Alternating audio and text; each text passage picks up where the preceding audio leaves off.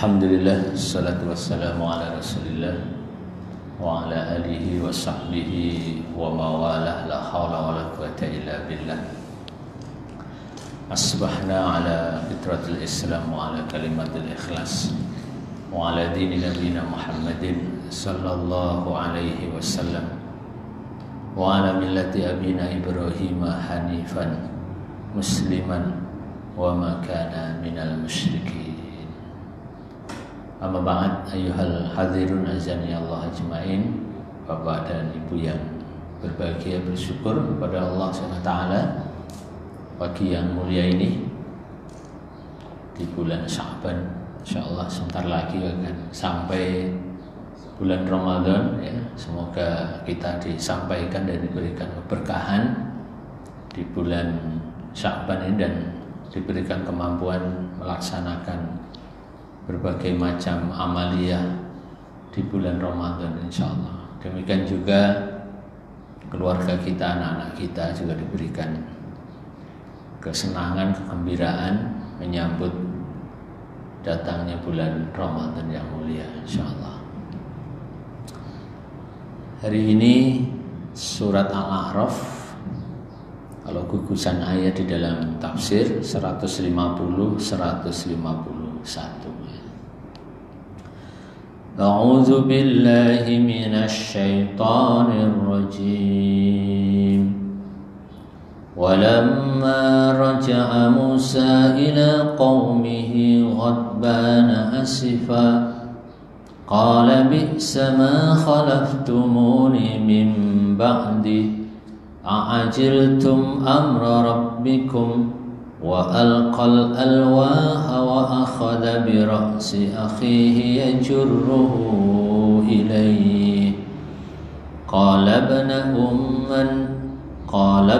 umma innal qawma istad'afuni wa kadu yaqtulunani fala tusmit biyal a'da'a wa la taj'alni ma'al qawmi dhalimin. Qala rabbi ighfir li wa li akhi wa adkhilna fi rahmatik wa anta arhamur rahimin. Saya bacakan satu lagi ya.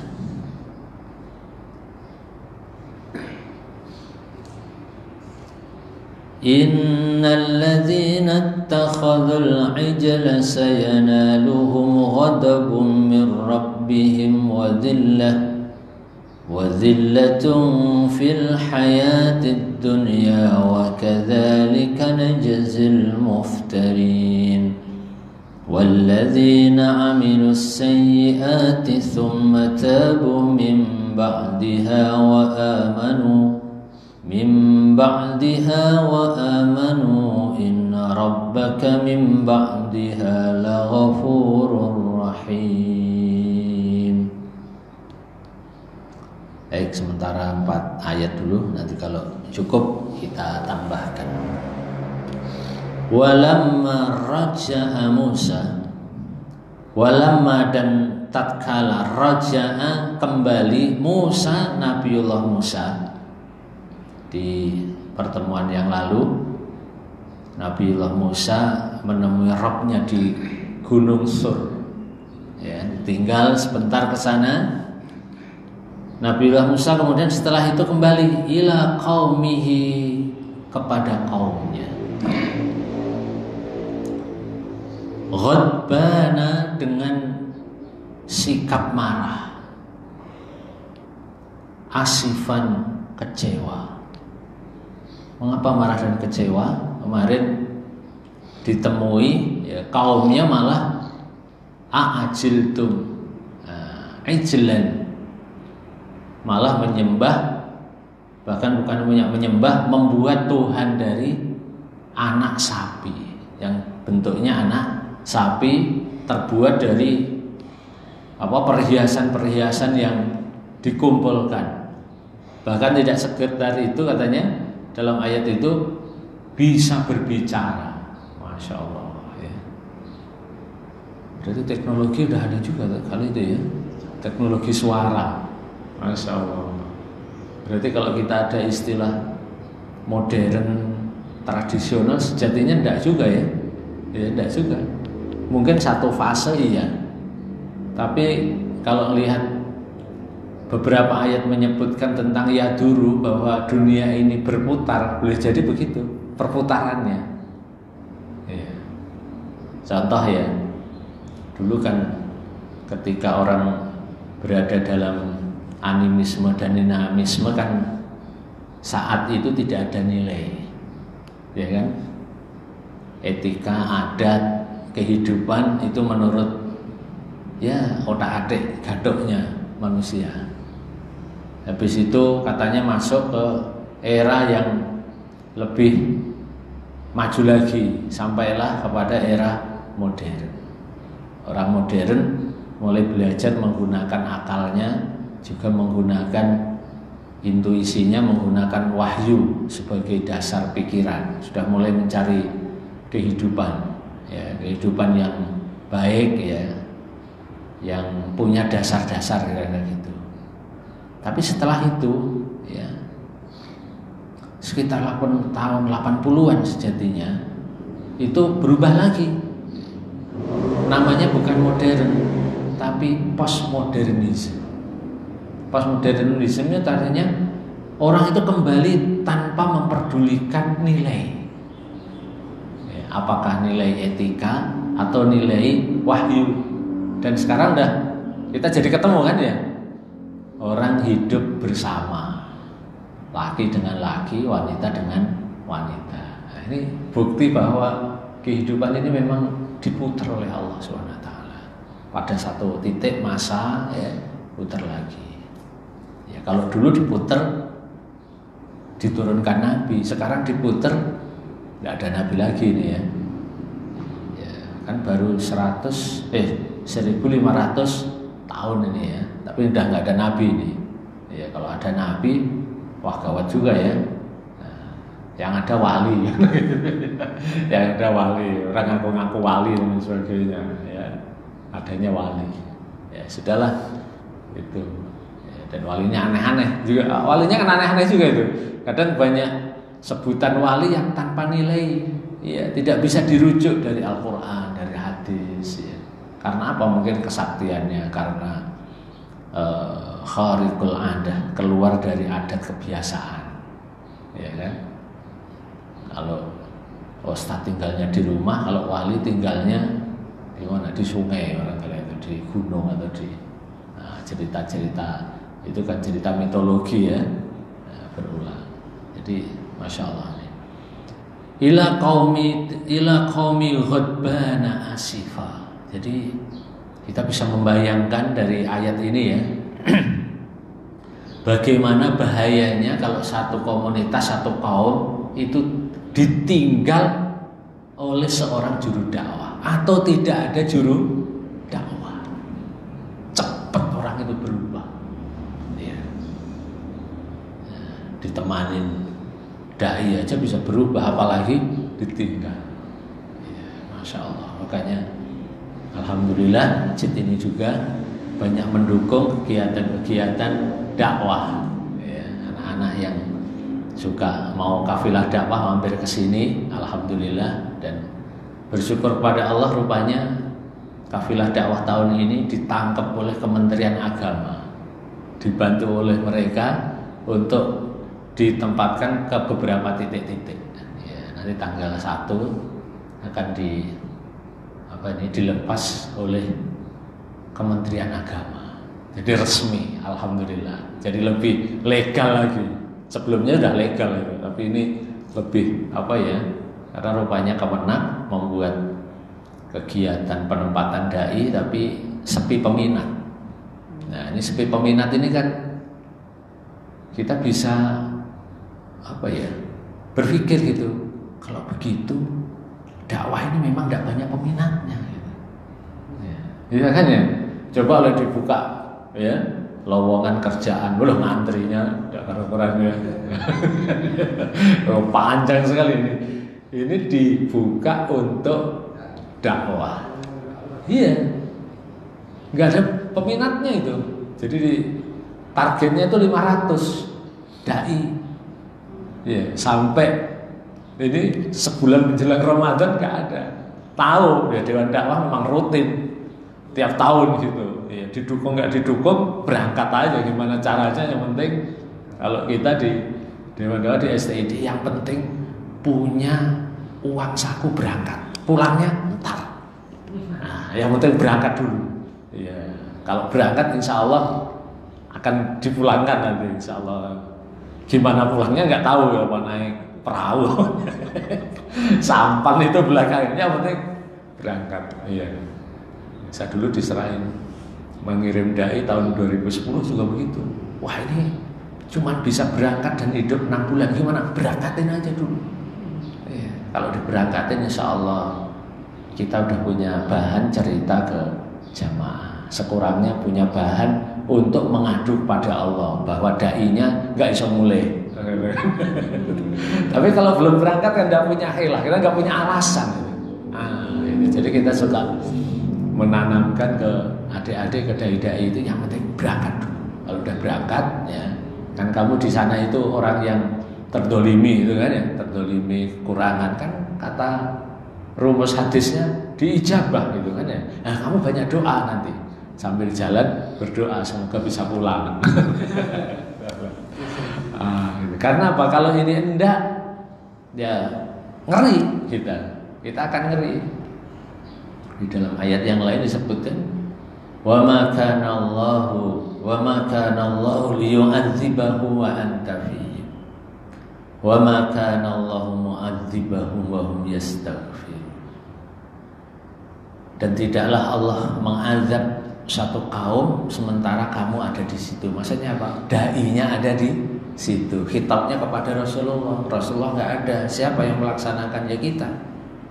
Sepanjang kamu ada di situ, dai-dai, insya Allah azab itu tidak akan diturunkan. Azabnya mungkin tidak berupa longsor, tidak berupa hujan batu, tapi azabnya apa? Boleh jadi masyarakat itu acuh terhadap agama, tidak mau sholat, kan azab juga itu.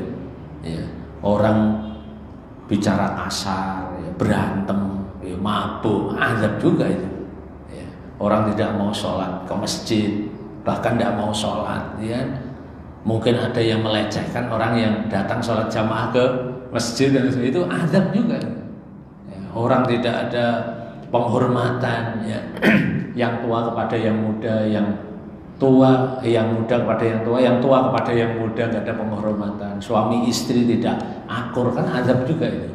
Nah kalau ada dai, ada guru, insya Allah ya sekurangnya kalau tidak mengikuti sarannya guru takut itulah kira-kira gitu. Kan sekurangnya gitu tuh. Asumkan ada Pak Ustadz, ada Bu Ustadzah nih. Ada Pak Haji, biasanya gitu. Ada Pak Haji, diam. Masya Allah. Dan Allah tidak akan selamanya mengazab kaum sepanjang kawasan itu ada orang-orang yang yastaghfiru, mengajak minta ampun kepada Allah Subhanahu wa taala. Karena apa? Itu tugas dai itu diantaranya adalah mengajak orang untuk bertobat kepada Allah. Hakikatnya orang itu berubah adalah bertobat. Ya, jadi tobat itu adalah melakukan perubahan. Masya Allah ya. Ila qaumi ghadbana asifa. Ya tentu ya. Kita saja melihat kenyataan yang pahit pasti marah juga gitu. Jadi marah, sedih itu adalah sunatullah ya, fitrah dari Allah Subhanahu wa taala. Qala kata Nabiullah Musa, qala bi'sa ma khalaftumuni min ba'di. Alangkah buruknya perbuatanmu itu. Min ba'di, setelah aku pergi. Masya Allah ya. Setelah saya pergi kok kamu malah begitu. A'ajiltum amra rabbikum, apakah kamu itu ya akan ya mendahului janji Tuhan kalian. Ya, gimana sih? Saya tinggal sebentar kamu malah berubah ya. Masya Allah ya, ini perhatian. Makanya alhamdulillah ya masjid-masjid ya suara azan itu bagian dari dakwah, masih berkumandang. Masya Allah, alhamdulillah ya. Negeri kita ini ya, alhamdulillah. Dimanapun kita pergi, rasanya suara azan itu ya, masya Allah. Kita lewat tol saja itu suara azan masih tembus ya ke dalam kaca mobil yang kita tumpangi. Masya Allah. Jadi kampung-kampung, walaupun kalau di Jawa ya azannya dari jam 3 sampai jam 5, masih ada jam 5 orang azan ya kan? Karena ya muadzinnya pulang dari sawah. Ya, yang begitu nggak usah tidak usah dijelekan, nggak usah karena apa? Masih ada orang ya. Kalaulah terlambat masih ada. Nah, itu cara pandangnya itu. Nanti kalau yang begini jelek-jelekin, nggak mau azan, mah repot. Ya, karena azan itu bagian dari penguasaan kewilayahan. Kalau kita mungkin pernah membaca buku tentang sosiologi atau antropologi budaya ya, kalau satu masyarakat itu masih menyeruakan sesuatu, menunjukkan di kawasan itu masih ada azan, masih ada. Walaupun itu tadi jam 5 udah menjelang maghrib masih azan asar. Azan apa? Asar. Memang apa? Baru pulang dari hutan. Lumayan. Alhamdulillah ya, itu lumayan. Alhamdulillah. Jadi ini aspek yang ya patut diapresiasi, tapi juga patut dibina. Ya, dibina karena boleh jadi ya begitu. Nah, ini hal yang menarik karena dakwah itu memang begitu. Satu saat saya pernah mengunjungi satu kawasan dakwahnya mahasiswa itu di namanya pulaunya Tubeket. Tubeket itu bagian dari kepulauan di Mentawai. Ya, dari pulau yang besar ada Sikakap, ada Sipora, ada satu lagi itu pulau yang gede-gede, ada pulau kecil-kecil namanya Tubeket. Untuk pergi ke Tubeket semalam naik ferry, pagi pindah naik sampan, naik kapal ya, kapal sampan yang kecil itu membelah samudra Indonesia sana, ini sampai ke pulau namanya Tubeket. Nah, itu ada komunitas muslim. Dai melaporkan bahwa waduh di sini kita nggak bisa dakwah, katanya. Lah emang ngapain? Paling dakwah sama ibu-ibu, sama anak kecil-kecil, katanya. Bapaknya nggak ada. Lah kemana? Rupanya bapaknya ini ya 5 hari itu hidupnya di hutan untuk mencari sagu. Jadi 5 hari itu di hutan, di rumah cuma pulang semalam istirahat, besok balik lagi. Karena kalau nggak sagu harga beras mahal. Ya, beras paling jelek waktu saya kesana 2013 itu harganya sudah di atas 10.000 per liternya. Itu pun kalau ada kapal ke Sikakap. Kalau dari Padang ada kiriman beras ke Sikakap. Kalau nggak ada ya sudah. Masya Allah. Itu Indonesia kayak begitu. Sinyal nggak ada, apalagi listrik nggak ada lah sepokoknya ini. Masya Allah. Saya kemudian mengusulkan apakah mungkin di tempat itu coba cari lahan untuk nanam padi. Wah itu lebih aneh lagi katanya di sini kalau suruh nanam. Karena apa? Warga rupanya belum pernah ada yang punya pengalaman nanam padi. Waduh, wah gimana caranya? Iya, untuk memusyawarahkan mau nanam padi itu berbulan-bulan. Iya, orang meyakinkan itu. Masya Allah. Yang kedua kemudian setelah saya sarankan untuk mengundang atau minta tolong dinas pertanian. Mereka kan punya teknik ngajari. Betul. Awalnya pro kontra. Ya dainya dikatain sinting, gila ini, dai gila ini katanya nih. Kita belum pernah ngapain susah-susah katanya. Dicobalah, coba. Alhamdulillah kemudian dicoba, ditanam karena airnya bagus di kawasan itu. Ada aja airnya itu dari gunung, dari atas. Jadi warga itu tinggalnya di pinggiran aja. Tengahnya gunung. Nah, airnya bagus, nggak ada habisnya. Musim kemarau juga bagus aja ya airnya ini. Alhamdulillah sampai panen dan sampai hari ini. Nah itu satu cara sebenarnya untuk tadi agar warga itu bisa dibina. Kalau selamanya di hutan gimana cara binanya? Dai sampai mikirkan seperti itu. Akhirnya setelah padi tadi mereka nggak ke hutan lagi, keenakan di sawah, karena sawahnya cuma jalan kaki aja, nggak perlu kendaraan. Dan di situ nggak perlu kendaraan memang, jaraknya cuma sejauh mata memandang itu udah habis, udah laut lagi. Jadi jalannya cuma jalan sejalur gitu aja untuk orang jalan, masya Allah. Dan di situ itu ya hanya ada yang paling tinggi itu satu orang itu sekolahnya SMP itu cuma satu, yang lainnya itu SD. Nah, mulai dirintis SD dan sebagainya. Alhamdulillah, saya perlu menceritakan ini, bersyukur pada Allah karena lulusan anak pertama yang dibina di situ itu ya, setahun ini sudah bisa kuliah, kemudian kita pindahkan ke kampus STID Muhammad Natsir. Jadi prosesnya panjang dari 13 tahun hanya untuk mencari kader. Dan biayanya udah banyak banget itu. Biayanya banyak banget. Alhamdulillah ada satu dan ada satunya lagi wanita. Jadi dua, satu laki, satu wanita dari kawasan itu. Walaupun kita bingung nanti kalau mereka pulang gimana cara ngembanginnya ya, karena penduduknya juga nggak banyak masalahnya gitu. Iya, kita bingung, belum ketemu itu gimana nanti mulanginnya ya. Kan di sana cuma penduduknya dikit, nggak sampai 100. Ya nggak sampai 100 ya. Ya paling ditaruh di pulau yang agak gede gitu. Ya, sekolah nggak ada. Jadi Dewan Dakwah kemudian bikin sekolah hanya sampai kelas 3 saja. Izin ke dinas untuk membantu ya, jadi nanti kelas 4-nya dipindah ke pulau yang besar namanya Sikakak. Nah di situ sudah ada pondoknya, di situ pondok Dewan Dakwah juga. Nah di situ anak itu didaftarkan masuk sekolah kelas 4 di SD di pulau yang besar, nanti yang kecil-kecil nggak ada. Nah itu satu usaha, satu contoh saja. Nanti beberapanya seharian nggak habis diceritakan. Masya Allah. Jadi ghadbana asifah, masya Allah. Jadi alhamdulillah masjid-masjid punya TPA itu harus dipandang. Bagi saya tidak sekedar cuma masuk masjid cuma punya TPA. Enggak, dipandangnya lebih luas daripada itu. TPA itu kan mewakili warga itu senang.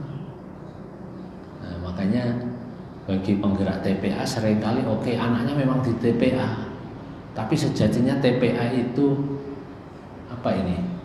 sarana untuk menyapa orang tuanya. Dibina apa? Dibina baca Qur'annya, diundang mereka sebulan sekali, seminggu sekali. Jadi TPA bagi penggerak dakwah itu tidak sekedar kegiatan rutin, bukan. Dipahaminya mesti begitu oleh masjid, oleh pengelola, oleh lembaga, oleh yayasan.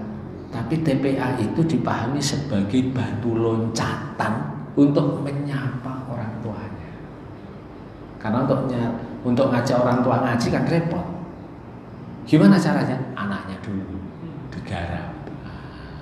Harus begitu. Jadi di sini kalau ada TPA, ada TK, itu bukan kegiatan yang terpisah dengan keluarga besarnya, bukan, itu hanya batu loncatan saja biar lebih mudah ngeloncatnya ya. Kalau yang ngaji, yang ngajak ngobrol orang tua itu gurunya anak-anak kan nyambung itu, begitu, sehingga itu menjadi efektif ya, efektif pelan.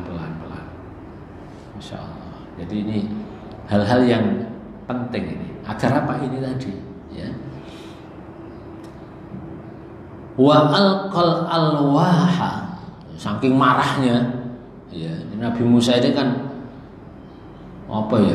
kasar ya, kasar, ngomongnya cedal gitu ya, sehingga mengapa Allah turunkan sepupunya atau keluarga sekandungnya namanya Nabiullah Harun itu, karena Harun itu ngomongnya lembut.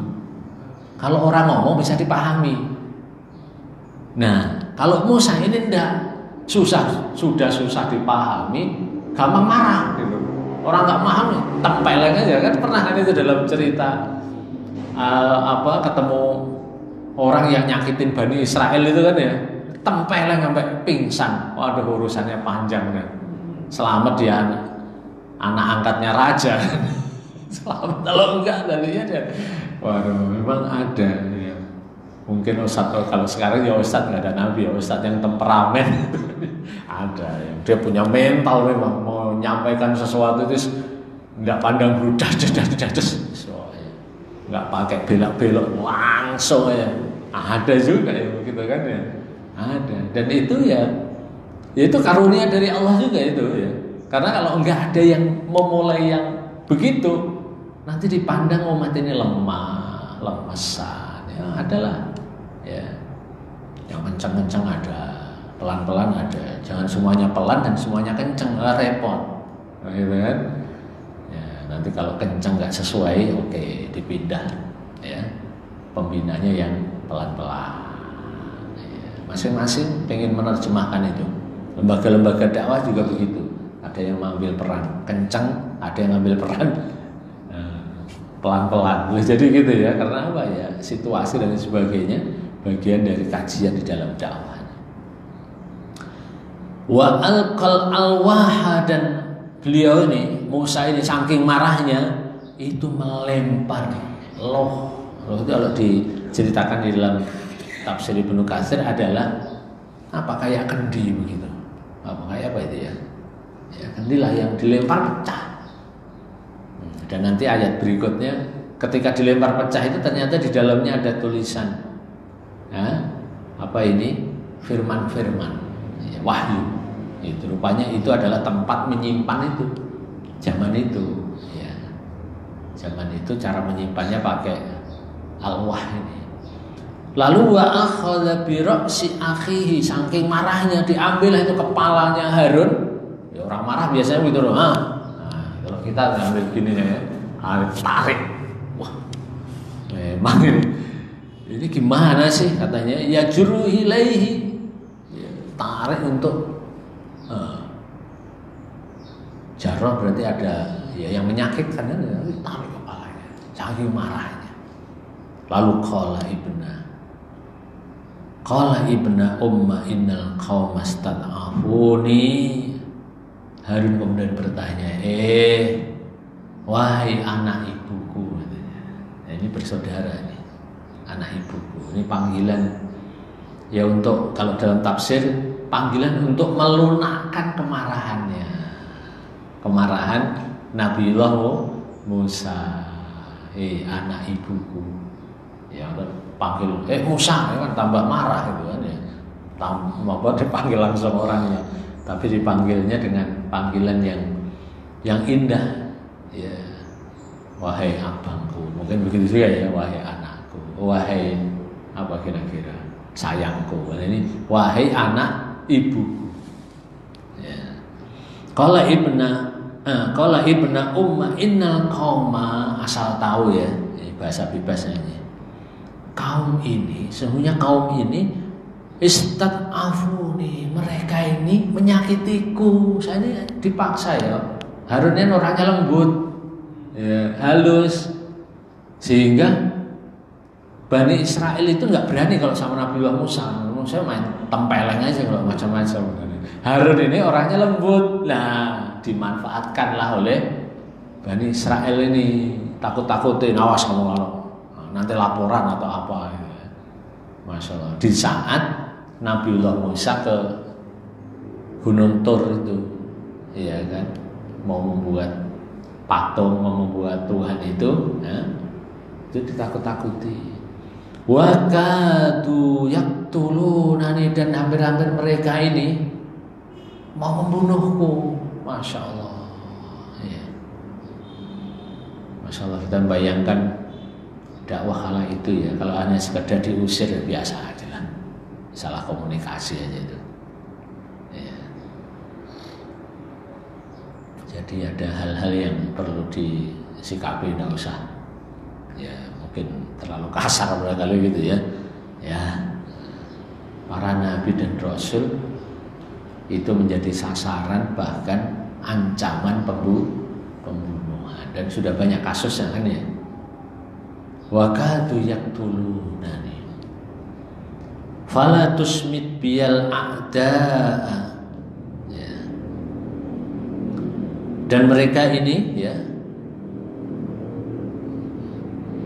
maka oleh karena itu fala tusmit biyal a'da'a wala taj'al fala tusmit biyal a'da. Maka oleh karena itu janganlah engkau wahai Musa membuat ya apa ini maksudnya, menganggapku ini di depan musuh itu, ada di depan musuh itu, wahai Musa kamu jangan memalukan aku, kira-kira begitu. Ya walaupun aku ini lemah tapi kamu jangan itu. Wala taj'alni ma'al qaumidz zalimin, dan janganlah ya, jadikan aku ini bersama orang-orang yang zalim. Kamu jangan nyakitin saya seperti engkau menyakitin mereka.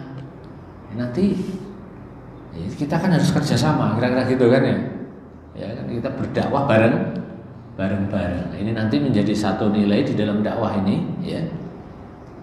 Masing-masing pendai, masing-masing pegiat dakwah tidak boleh saling melemahkan. Mungkin tahu bahwa dia punya kelemahan, tapi tidak usah dilemahkan. Karena apa? Ini kalau ketahuan jamaah bahaya nanti. Gitu. Bahaya. Ini satu ilmu juga ini ya. Satu ilmu, makanya luar biasa kalau kita membaca para alim, para ulama-ulama salaf dulu ya. Mereka berbeda pendapat, iya. Tapi berbeda pendapat itu bukan untuk mengalahkan, tapi perbedaan itu untuk menemukan kebenaran. Beda ya. Nah, sekarang kadang-kadang khilafiyah, perbedaan itu tujuannya bukan untuk menemukan kebenaran satu-satunya, tapi ada maksud lain untuk apa? Menghinakan, merendahkan yang lainnya, sehingga muncul istilah laisa minna. Kalau kamu nggak ngikutin pendapat guruku, kamu bukan bagian dari diriku. Akhirnya apa?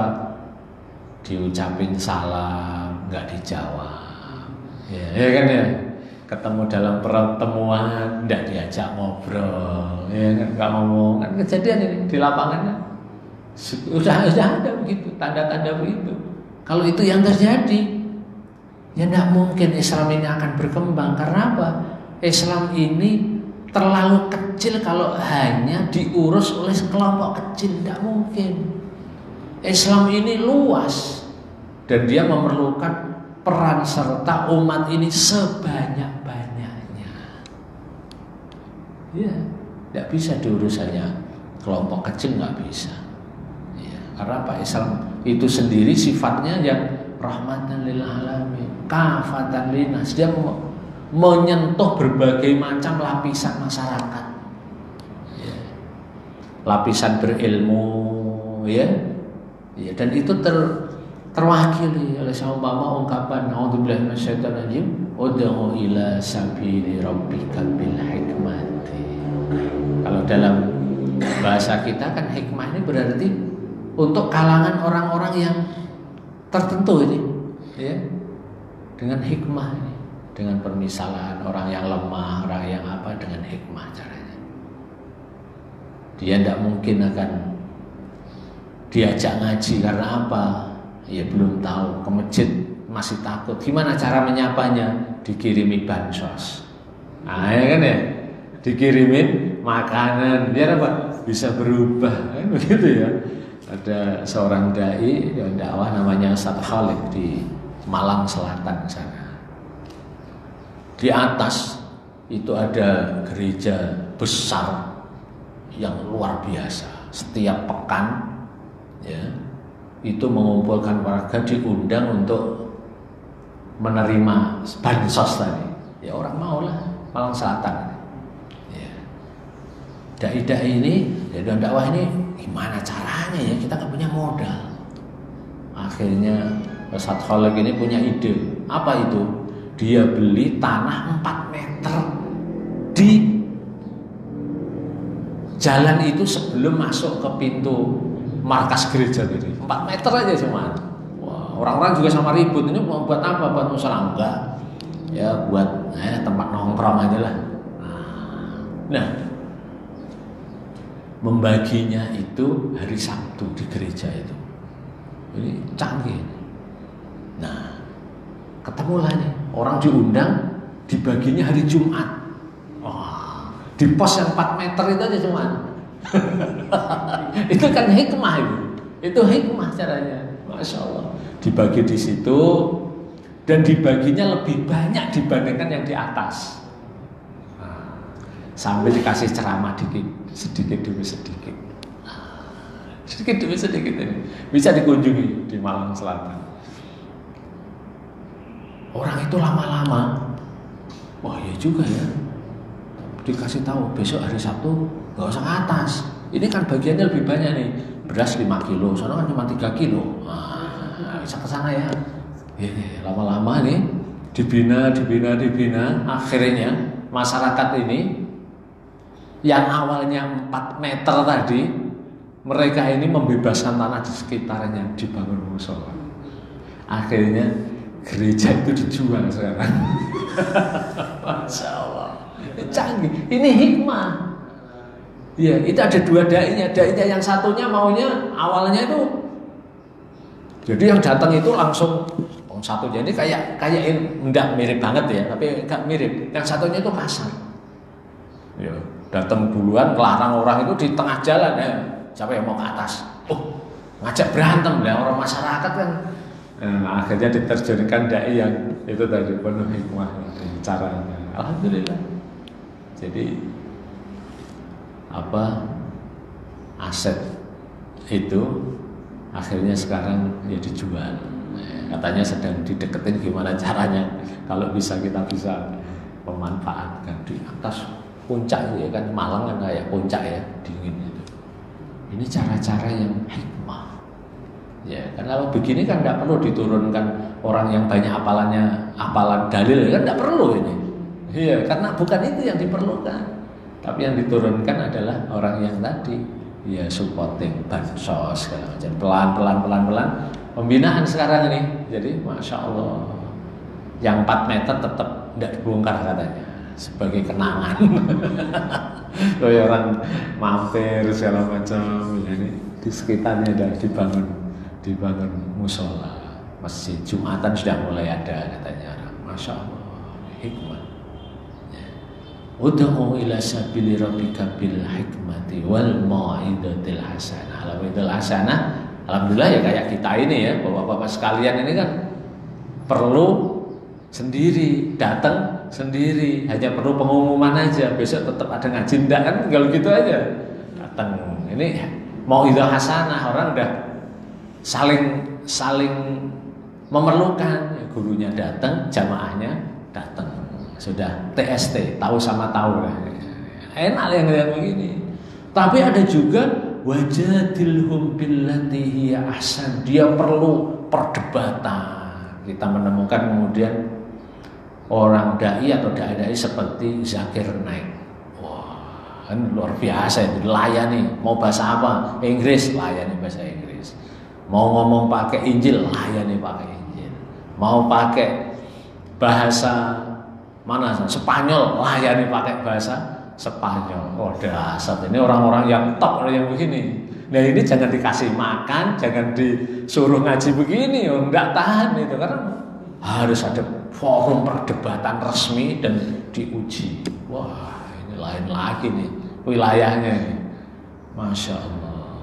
Jadi Allah sudah ngasih garis ketemu. Ya. Ada kalanya itu tadi, ada kalanya ya Syria boleh juga. Seperti baginda Nabi awal-awal kan ya, siri karena banyak musuhnya, nggak bisa mengimbangi, nggak apa-apa. Ya.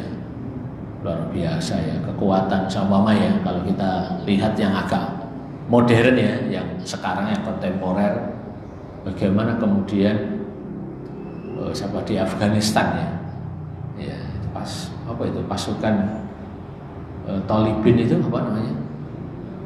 Apa pasukan apa yang sekarang berkuasa itu, yang bisa mengalahkan Amerika itu? Apa? Taliban itu kan pasukan Tolib. Tolabe itu mahasiswa, kaum terpelajar. Ya. Sekarang istilahnya orang nyebutin Taliban itu artinya tolabayat lubu, orang yang tolib. Ya, man tolaba ilman, orang yang cari ini pelan-pelan mereka. Masya Allah, Amerika keok juga akhirnya pulang. Tapi karena mereka ini tolib, pembelajar, para insinyur, ya dapat ghanimah, pesawatnya dibenerin, ya kan? Iya, morternya benerin, ya. Nggak perlu belanja ke luar negeri karena orang pinter-pinter ini. Iya, orang pembelajar, penemu, para ya tukang riset, gimana nih caranya? Masya Allah, ya. Luar biasa ini. Jadi ada wilayah-wilayah, ya. Kita alhamdulillah di Indonesia, alhamdulillah dakwahnya pelan-pelan, nggak ada peperangan, nggak ada ini, ya. Gontok-gontokan biasalah, ya. Mungkin di rumah dimarahin istrinya barangkali. Iya, marah-marah di forum pengajian, bubarin. Ya, itu banyak sebabnya itu. Ya, jadi mungkin ada yang punya kepentingan atau apa, ya. Semacam lah ya. Masya Allah. Qala, masya Allah. Mendengar apa barangkali keluh kesahnya Harun. Kamu itu jangan kasar-kasar dong. Cuma saya juga ikut di ente salahin. Saya udah gitu kira-kira gitu. Saya udah jaga umat ini. Cuman ya saya ini kan tahu sendiri orang yang lembut, nggak bisa kayak kamu masih beras-beras itu nggak bisa. Rupanya panggilan yang indah tadi, ya. Qala ibna ummi tadi, wahai anak ibuku tadi, ya. Itu membuat Musa turun emosinya. Begitu turun, apa katanya? Qala, berkatalah Musa, Rabbi wahai Rabb ighfir, ampunilah li kepadaku, wahli akhi, dan kepada saudaraku.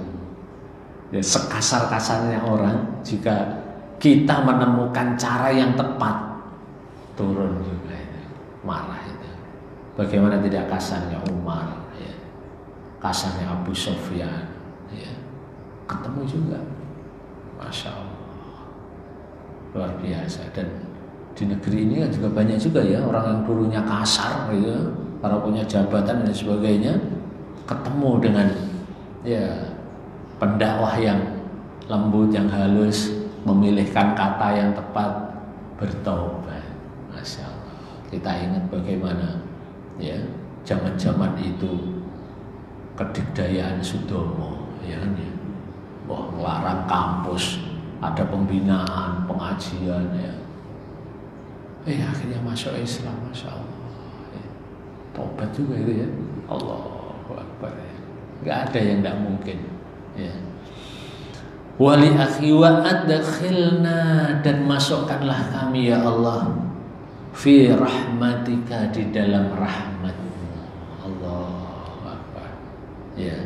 Wa anta arhamur rahimin, dan engkaulah zat yang paling bijaksana, ya, paling banyak memberikan rahmatnya. Masya Allah, ya. Indah sekali ini. Jadi dua ayat ini menggambarkan tentang bagaimana sosok perjuangan para pendai dan kemudian menemukan fenomena-fenomena yang membuat mereka ini ya, harus ya, terus tetap bekerja sama.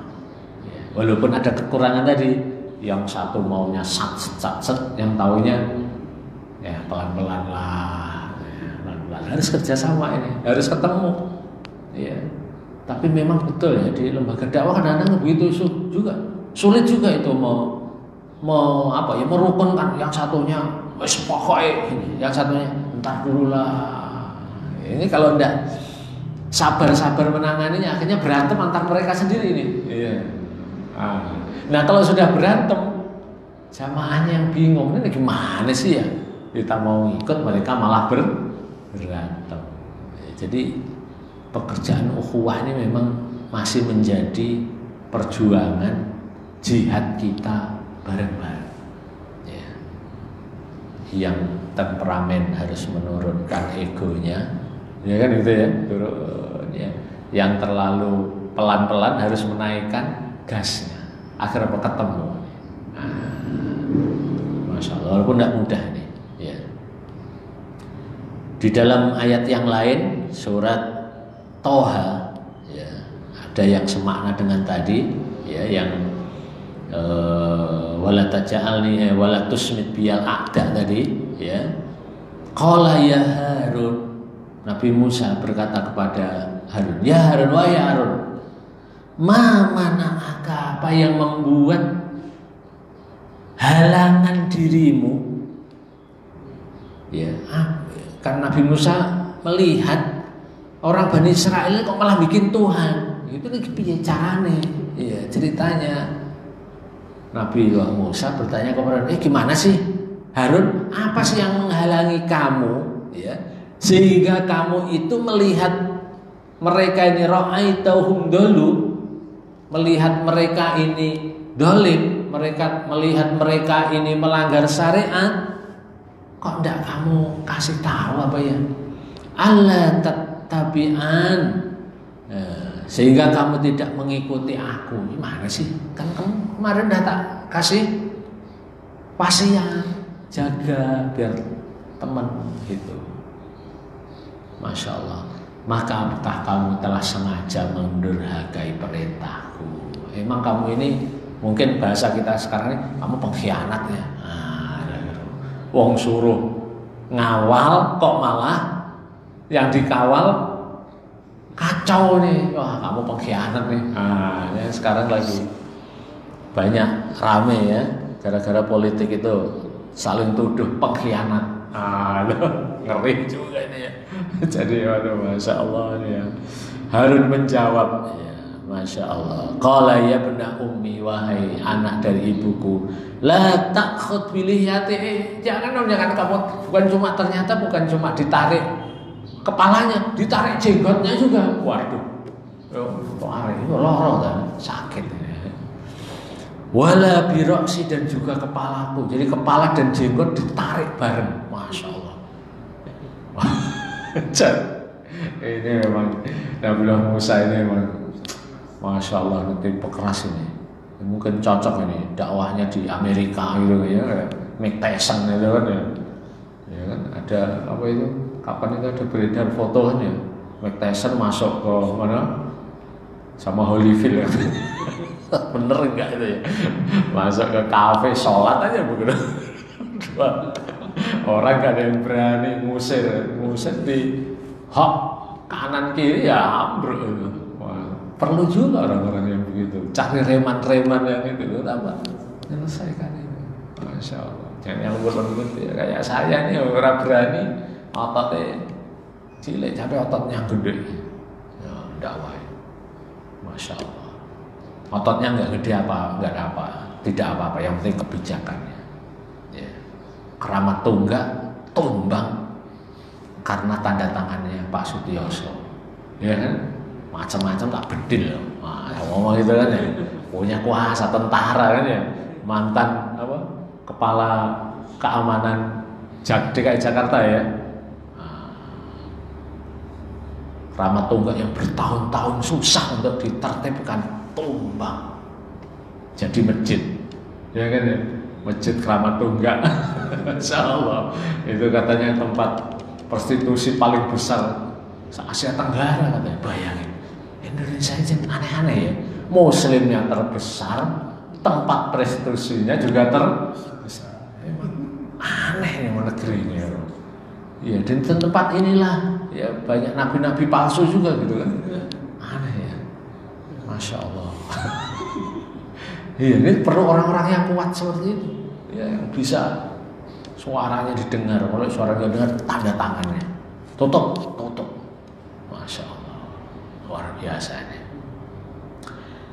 Dan Musa pun melemparkan luh tadi, wa alqal alwah, yang marahnya itu ya, dan menarik Harun kepala sama jenggotnya. Masya Allah. Musa berdoa, ya Tuhan kami, sama ya, doanya juga sama di sini ya, di dalam apa tadi ya, nih wala birasi inni khasi'an taqula farraqta baina bani Israila walam tarkub qawli ya, luar biasa karena perasaannya Harun katanya, kamu jangan kasar juga sama saya. Saya ini takut kalau dengan kata-katamu tadi membuat mereka itu jadi ragu-ragu dengan kita, kok malah kita yang berantem. Gitu. Masalah ini penting juga ya, pelajaran. Para dai, para guru, para pengurus masjid jangan sampai menampilkan berantemnya di depan jamaah karena apa? Perbedaan tadi. Akhirnya apa jamaahnya? Mau masjid pengurusnya aja berantem mulu. Gitu. Kamu sekolah itu gurunya sama kepala sekolahnya orang rukun. Wah, ini penting, ini pelajaran hebat ini, masya Allah, luar biasa ini. Ya, nanti itu tergambar dalam perbincangan dakwah di dalam bab khilafiyah. Ya, jadi khilafiyah itu memang ada, tapi harus dibatasi. Tidak boleh khilafiyahnya para ulama, pendapat yang berbeda itu sembarangan di-share, sembarangan karena apa? Nanti kalau ditangkap oleh orang yang udah punya ilmu, biasa aja, alhamdulillah, ilmu baru. Tapi bagi orang yang belum cukup ilmunya, wah itu jadi fitnah tersendiri. Iya kan ya? Jadi fitnah tersendiri. Ya, ini hal-hal penting. Ya, kayak orang kampung ya, memandang anak-anak kampung yang sudah pergi ke kota, itu dipandang sudah berubah. Keyakinannya berubah dan lain sebagainya. Karena ada satu anggapan yang di kampung itu Nahdliyin, ya kira-kira gitu, yang di kota itu Muhammadiyah. Jadi orang kota itu harus diawasi karena apa? Nah, dianggap nanti akan mengubah itu. Nah, itu satu anggapan di masyarakat. Nggak bisa disalahkan memang, nggak bisa disalahkan. Ya, tapi itulah kira-kira. Tapi itu bisa dididikkan, insya Allah. Ya. Jemaah yang dirahmati oleh Allah Subhanahu wa Ta'ala, tadi sampai doa tadi ya, alhamdulillah ya. Dan rahmat Allah di dalam banyak hadis itu banyak sekali ya disebutkan. Salah satunya di sini. Ya. Saya bacakan artinya saja. Ya. Semoga Allah merahmati Musa, orang yang menyaksikan dengan mata kepala sendiri, tidaklah sama dengan orang yang diberitahu. Insya Allah. Allah memberitahu kepadanya bahwa kaumnya terpedaya sesudah kepergiannya, dan ternyata ia tidak melemparkan loh, tetapi setelah ia melihat mereka dan menyaksikan perhatian mereka, maka berubahlah ia melemparkan loh tadi ya. Apa ya, guci atau apa ya itu mungkin dalam bahasa kita. Jadi tempat untuk menyimpan ayat-ayat ya. Dalam kisah yang lain, ayat yang lain ternyata ditemukan dari guci yang dilempar pecah itu ya, itu lembaran-lembaran firman Allah Subhanahu wa Ta'ala ya. Karena perlu dipahami begitu, masa iya sih Nabi Musa melempar ayat? Tidak mungkin itu. Tapi yang dilempar itu adalah tempatnya yang Nabi Musa tidak tahu bahwa di dalam tempat itu ada tadi lembaran-lembaran tadi.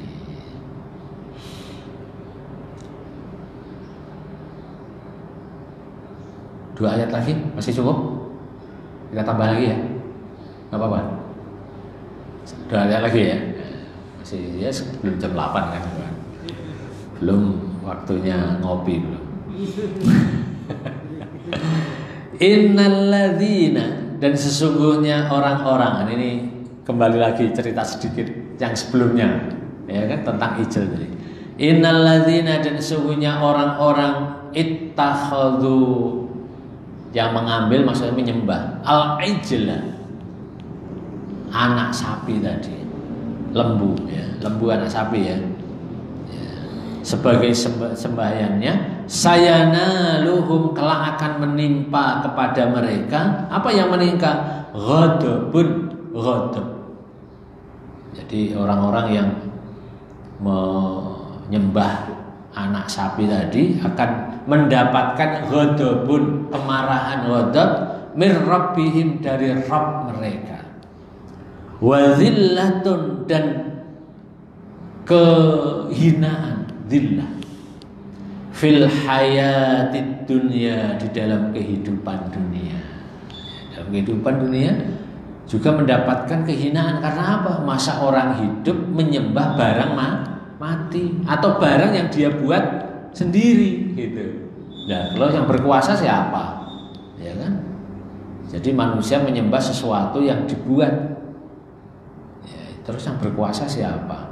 Padahal sifat Tuhan, sifat Rabb adalah berkuasa. Nah, situasi seperti itu kan membuat orang itu terhina. Ini berarti akalnya nggak benar gitu. Nanti juga seumpama dalam kehidupan sosial sekarang ini, mengapa kemudian kok orang Eropa itu sekarang meninggalkan agama Nasrani? Karena bagi mereka apa itu konsep tentang Trinitas itu tidak sesuai dengan akal mereka. 1 dalam 3, 3 dalam 1 itu tidak masuk. Gimana itu teorinya? Ya, katanya Tuhan itu berkuasa dan namanya Tuhan harus berkuasa. Nah, tapi ini kok ada 1 dalam 3, 3 dalam 1. Siapa yang paling berkuasa? Pertanyaan pertama. Yang kedua, gimana cara menentukan Tuhan yang paling berkuasa itu? Apa suruh berantem dulu? Nah, jadi Barat itu, ya, saya suka merenung. Jangan-jangan Barat itu, ya, pikirannya rasionalis, warisan dari Yunani itu bukan cuma jangan-jangan ya, itu takdir dari Allah. Untuk apa? Menolak keberadaan agama yang nggak rasional. Gitu. Jadi yang lo nggak rasional kan ditolak awalnya dengan rasionalitas. Mereka menolak, meninggalkan. Nah, ketika meninggalkan kan mereka kemudian mulai mencari-cari, ya, apa keyakinan yang membuat mereka ini tenang, mereka ini bahagia. Islam menawarkan namanya Tuhan itu ya akad hari satu. Kenapa? Karena yang satu itu punya kekuasaan. Kalau Tuhan itu satu ya berkuasa. Kalau 3 gimana? Alhamdulillah kemudian, ya, kita temukan banyak berita, ya, keberadaan Islam di Barat tumbuh subur. Ya, karena apa? Sangat rasional. Bukan cuma sekarang, tapi sejak Andalusia ditaklukkan. Gitu. Konsepsi tentang Tuhan itu membuat orang Andalusia, ya, orang Eropa itu kemudian mempercayai Islam ini benar. Gitu. Karena apa? Konsep Tuhannya. Alhamdulillah, ya. Indah sekali ini, ya. Tapi kalau rasional itu masuk ke kalangan kita kan, ya kita masih jauh, ya. Kita ini kan masyarakat kita, ya, maksudnya kebanyakannya kan karena warisan dari animisme, dinamisme itu kan mitologi, susah diajak berpikir. Gitu. Mitologinya terlalu kuat. Barat dulu juga begitu sebenarnya. Barat dulu kalau kita lihat sejarah peradaban Barat itu awalnya mitologi, animisme, dinamisme, kemudian berkembanglah rasionalisme.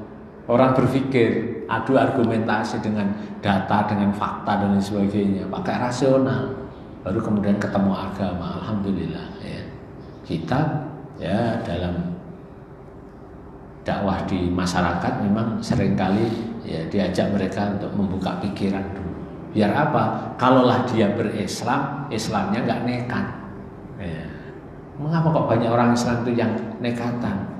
Karena tidak berfungsinya akal, hanya doktriner, sehingga memudahkan, ya, menyalahkan dan sebagainya. Kadang-kadang begitu itu.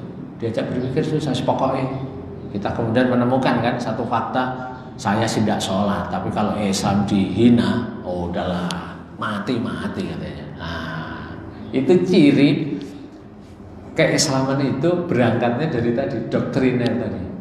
Nah, doktriner itu biasanya muncul dari mitologi tadi, hanya percaya saja. Kan banyak sekarang orang percaya berislam itu karena apa? Karena mursyidnya, karena kiainya. Pokoknya gimana pun yang saya pilih, derek kiai. Nah, kan begitu, ya. Pokoknya derek pak kiai aja lah pokoknya. Nah, itu kan, ya, mati urip derek pak kiai. Ya, ini Berarti dakwah kita ini memang masih panjang ini. Ya, masih panjang, belum selesai. Ini panjang banget ini Mas ya. Masya Allah. Ini jadi begitulah ya kan, sekarang banyak orang nekat terus pokoknya kalau gurunya tidak ini enggak ngaji. Nah, itu warisan gitu tuh. Ya, ini penting ya. Tapi alhamdulillah itu perkembangan barangkali ya. Kalau itu baik, ya alhamdulillah. Masalahnya kalau ketemu yang tidak baik. Nah, ini jadinya. Makanya berkembang di Indonesia ini kan pesat perkembangan aliran sesat. Ya kan ya? Nah, kan begitu kan? Karena apa? Jamaah masyarakat hanya percaya kepada gurunya saja. Apa yang diajarkan pokoknya kalau yang ngajarin udah guru, saya percaya. Jadi sehingga aliran sesat di mana-mana berkembang dengan masif. Dan anehnya aliran sesat itu kaya-kaya lagi. Kaya-kaya punya bangunan hebat-hebat itu kan ya. Luar biasa asetnya hektaran, terkenal, dan banyak kekuatan-kekuatan di Indonesia, kekuatan politik yang senang karena apa? Sumber suara, itu, masya Allah, aman jadinya, berkembang terus karena apa? Ada yang punya kepentingan. Jadi Majelis Ulama Indonesia pengennya menyadarkan aliran sesat, tapi partai politik pengen menguasai itu. Ini kalau sadar nanti nggak jadi suara milik saya. Emang aneh Indonesia ini ya. Indonesia ini memang masya Allah, ya. Masya Allah. Tapi penting kita ini pengetahuan dikit aja ya. Walladzina amilus sayyiati, ayat 153. Dan orang-orang yang beramal as-sayyiati, jelek, sayyi'ah. Ya. Indahnya Islam ini ya, masya Allah ya. Ya, jadi orang-orang yang melakukan kegiatan yang hina, yang jelek, yang merusak as-sayyi'at. Ya. As-sayyi'atnya apa tadi? Menyembah berhala sekalipun tadi, membuat Tuhan dari anak sapi tadi. Tapi kalau summatabu, lalu mereka ini bertobat mimba'tiha, setelah mengerjakan amal-amal yang jelek tadi. Inna rabbaka, sesungguhnya Rabb kalian, mimba'tiha, setelah itu, setelah kamu tobat tadi, laghafurur rahim, Tuhan kalian itu maha pengampun lagi maha memiliki kasih sayang. Di dalam Islam kemudian kita kenal dengan konsep taubat. Sejelek-jeleknya orang, ya, barangkali juga sesirik-siriknya orang, ya, kalau sebelum wafatnya bertaubat, Allah tetap akan menerima. Allahu Akbar ya. Dan inilah pekerjaan kita, pekerjaan para pendakwah, kerjaan kaum muslimin sudah ditunjukkan oleh Allah, mengajak sebanyak mungkin orang. Ya, walaupun mereka ini, makanya kita harus pesimis kalau ada yang bermaksiat, jangan sampai kemudian kita punya persepsi, punya penilaian, tidak mungkin lah dia ini bertobat, biarin aja lah sekalian. Jangan. Islam menyemangati semua orang untuk ikut terlibat, menyadarkan sebanyak mungkin orang. Ya. Ittaqillaha haitsu ma kunta. Bertakwalah kalian dimanapun berada, dimanapun berada kita.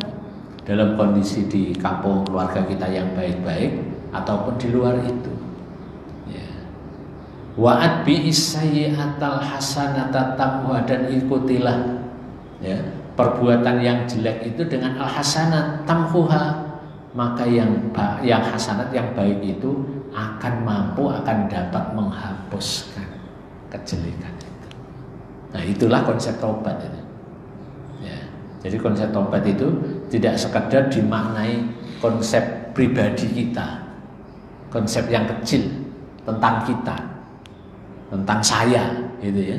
Tapi taubat itu juga menyangkut perubahan orang sebanyak mungkin aspek sosial. Karena apa?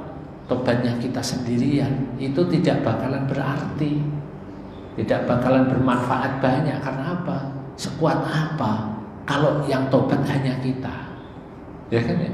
Kita tobat sendirian, lingkungannya rusak, tidak kuat kita, nggak kuat. Ya. Tapi kalau masyarakat itu juga menunjukkan tadi perubahan, pertobatan tadi, lah insya Allah itu pekerjaan akan ringan, ya, pekerjaan akan mudah untuk bisa kita laksanakan. Ya. Kita puasa di Eropa, Islamnya sedikit, ya berat, betul ya.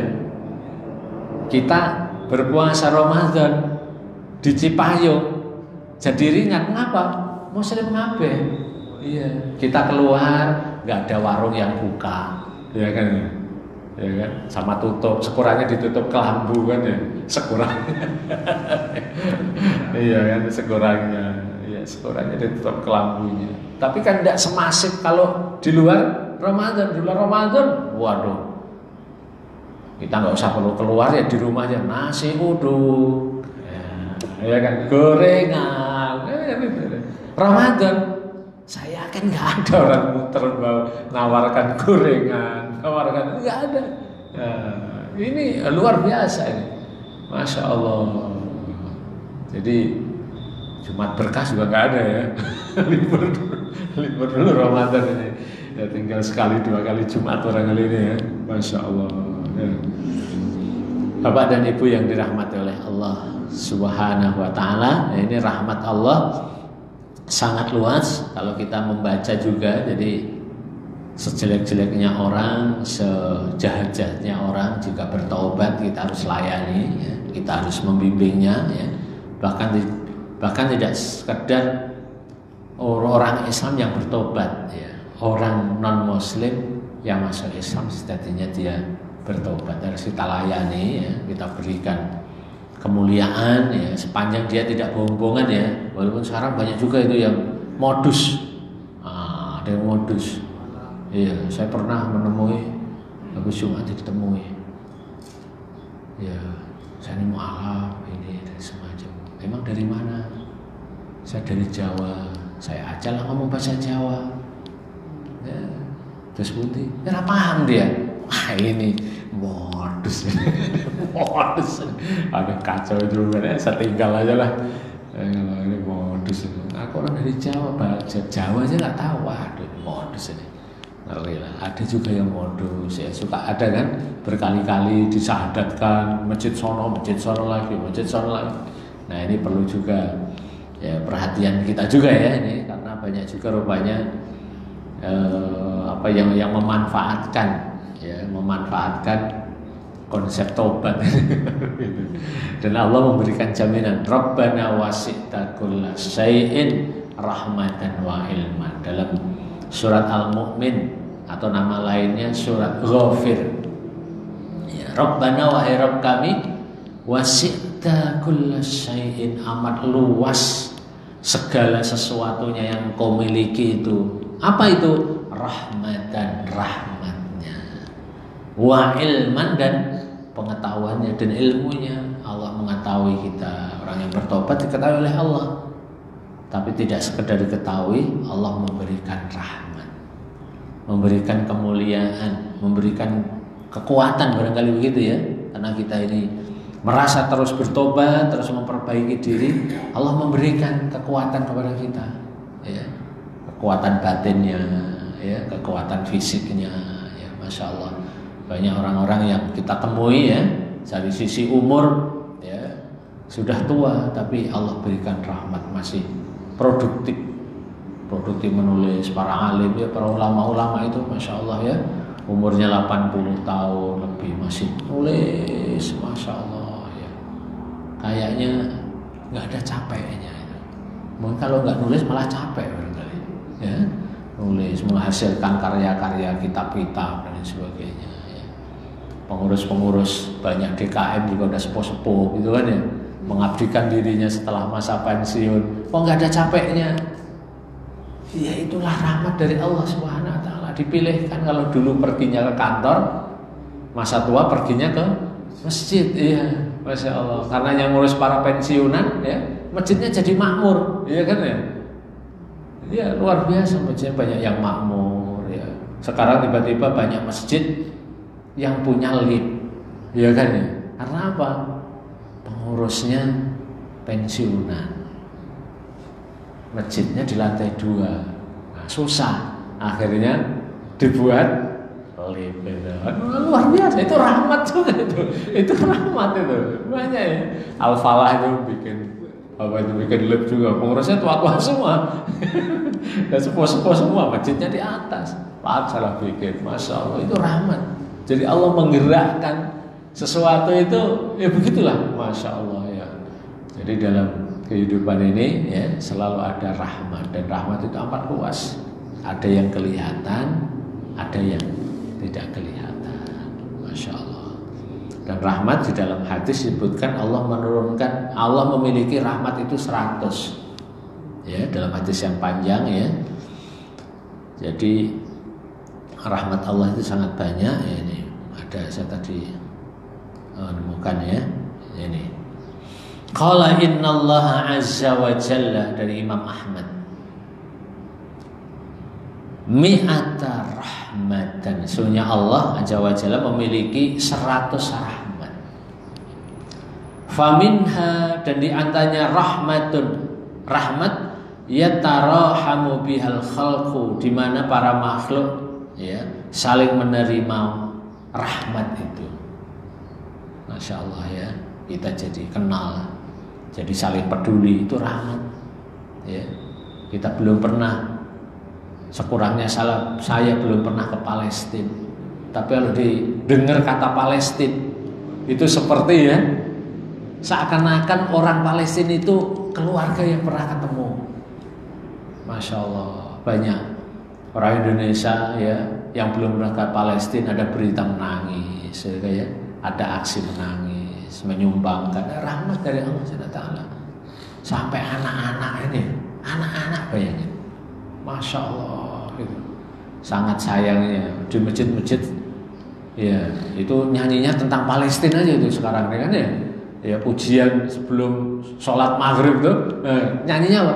Palestina. Ya kadang-kadang saya, Masya Allah, dibalik ya soal itu khilafiyah dan lain sebagainya, saya menangkapnya anak-anak itu semoga paham tentang apa yang dinyanyikan, menyampaikan kepedulian tentang saudaranya yang terdolim, ya kan? Gimana tuh nyanyinya? Tidak paham juga, saya tidak hafal, ya tidak hafal, ya tentang Palestina. Wabi'a ta'tiful wuhusha 'alal auladiha, dan dengan rahmat itulah juga ya hewan liar, ya, hewan yang liar ya itu mengasihi anak-anaknya. Wahsyat itu hewan liar. Seliar-liarnya harimau sama anaknya sayang banget itu, nggak mungkin dimakan ya. Masya Allah ya. Wa akhara, dan yang lainnya, yang satu dibagi tadi ya, wa akhara, dan yang lainnya tis'an wa tis'ina, yang 99 itu ila yaumil qiyamah, nanti Allah akan berikan pada yaumul qiyamah. Sekarang ini hanya satu aja udah nikmat banget ya. Masya Allah, pagi-pagi Ahad mendung, mau hujan, Masya Allah, di rumah ya jadi enak ya, tapi jangan malas. Iya, Masya Allah ya, jadi pikirannya enak, sekarang pikirannya enak, nggak buru-buru, tenang, Masya Allah. Begitulah kira-kira akhir dari ayat ini sampai surat ke 152 betul 53 nggih, 4 ayat ya. 4 ayat, alhamdulillah. Semoga menjadi bahan renungan kita, menjadi bahan untuk membuka ya juga ilmu-ilmu yang lain dari sini. Tadi ilmu sosial, tadi ilmu komunikasi, ilmu cara menghormati, ilmu cara menangkap pesan dan lain sebagainya, macam-macam lah bisa dikembangkan ini. Demikian, mungkin ada pertanyaan. Oke, mau. Tadi yang disampaikan di tafsir tadi, apa Nabi Musa melemparkan Lauh, iya. Lauh itu bagian dari Taurat atau gimana? Iya. Jadi lauh itu adalah bagian disebutkan dalam Ibnu Katsir juga adalah bagian dari Taurat di dalam yang tafsir Ibnu Katsir itu dijelaskan begitu. Ya. Tapi yang dilempar itu bukan lauhnya di dalam tafsir itu. Jadi lauh itu atau bagian dari Taurat itu yang tersimpan di dalam tadi guci atau apa katanya, yang pecah-pecah kemudian karena dilempar pecah dan kemudian ditemuilah ayat-ayat itu, pesan-pesan itu. Yang pesan-pesan itu adalah pesan-pesan yang diantaranya adalah pesan agar Bani Israel itu tetap menyembah Allah Subhanahu Wa Taala. Itu yang membuat ya, kemarahan Nabiullah Musa itu, ini gimana nih pesannya kalau udah kayak begini ya, kok itu. Jadi itu bagian dari di dalam tafsir Ibnu Katsir disebutkan adalah bagian atau mungkin sopean atau apa kali ya, nah, dari kitab Taurat karena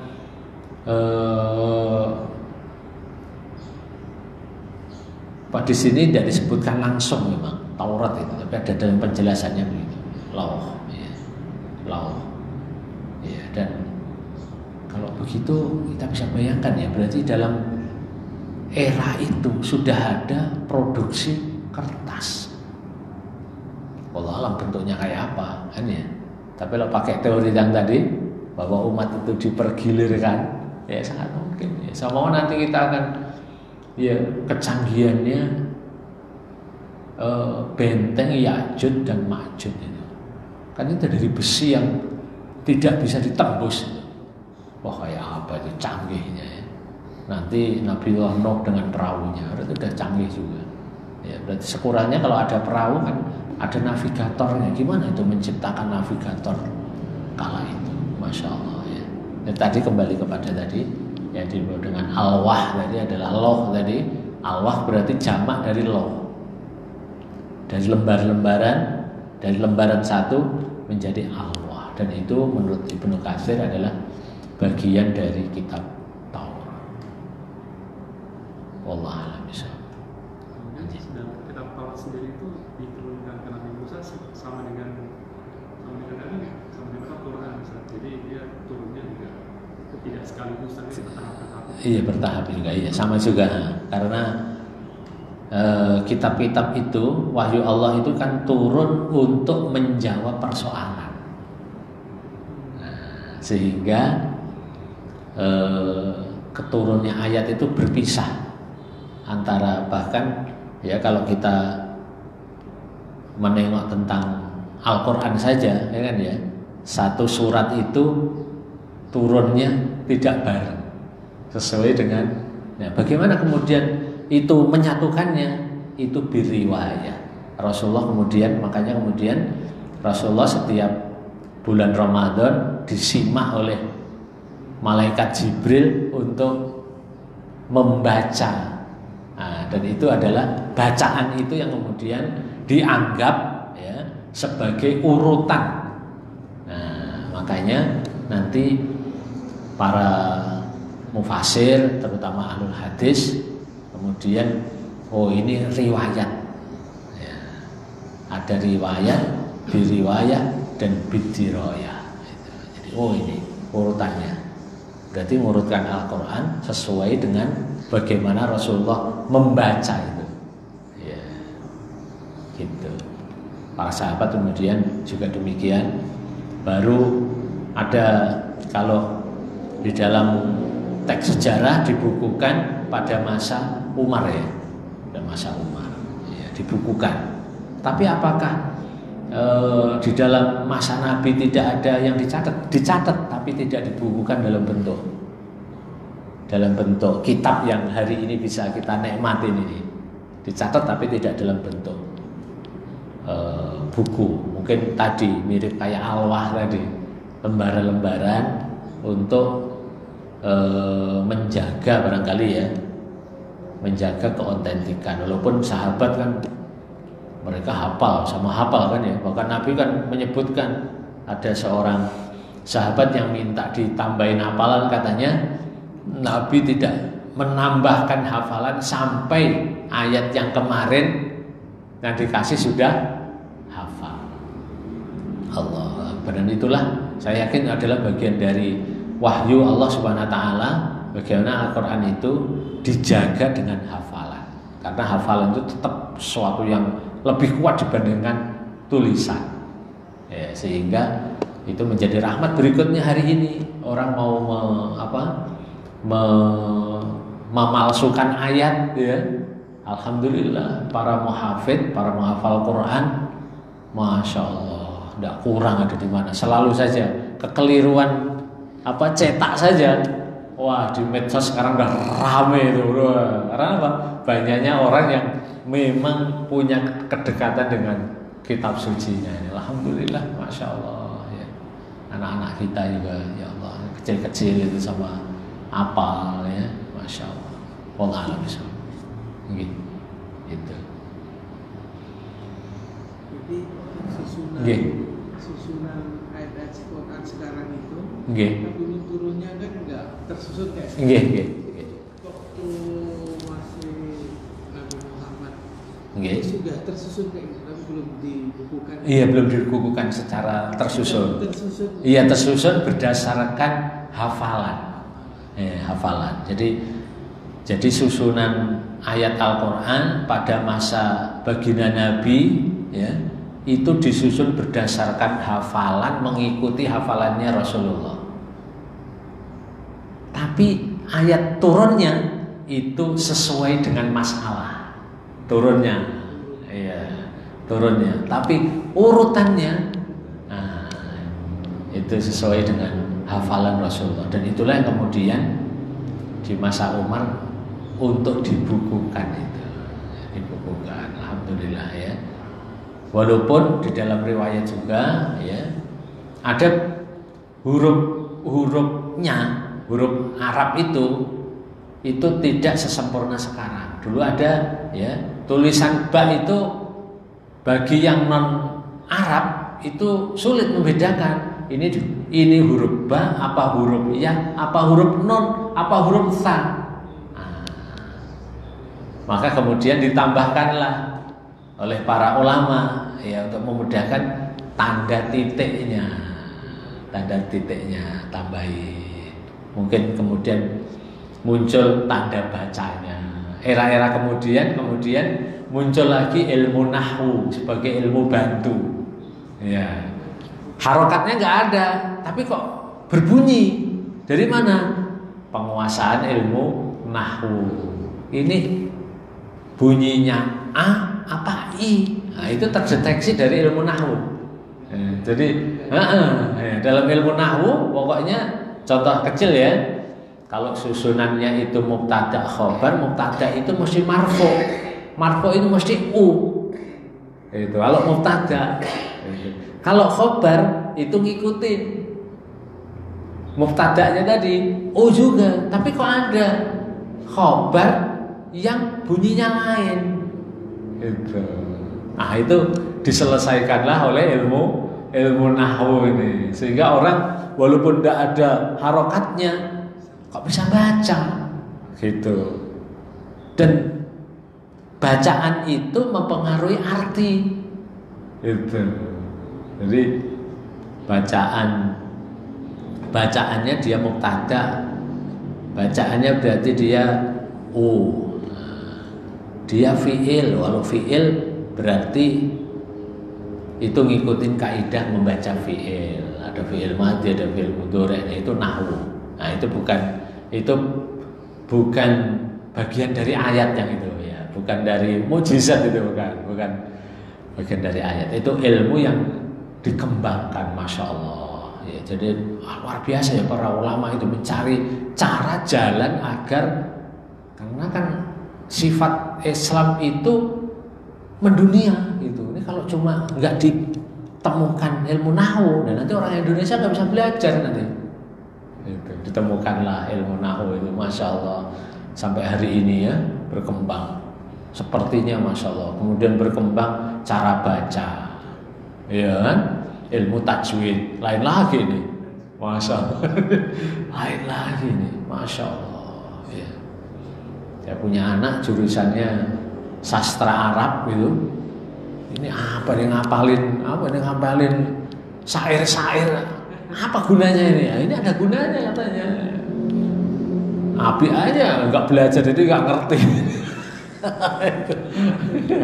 Ya di Libya itu jurusan sastra Arabnya, ya gitu ngapalin syair-syair yang hari ini udah nggak ada, ini nggak pernah dengernya begini nih.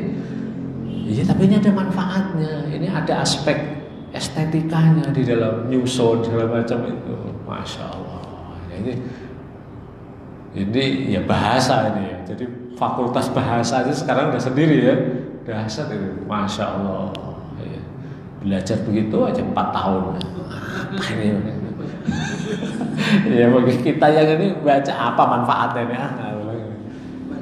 Ya gitu, masya Allah. Karena untuk menghaluskan tata bahasanya dan lain sebagainya, masya Allah ya.